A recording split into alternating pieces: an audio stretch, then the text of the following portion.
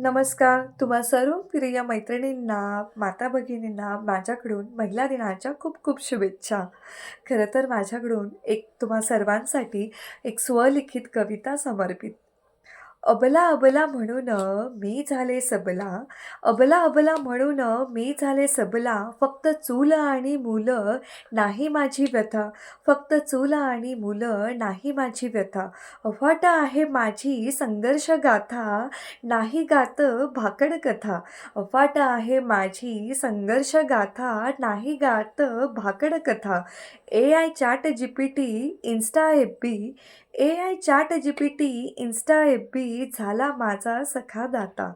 AI chat GPT, insta FB झाला माझा सखा दाता.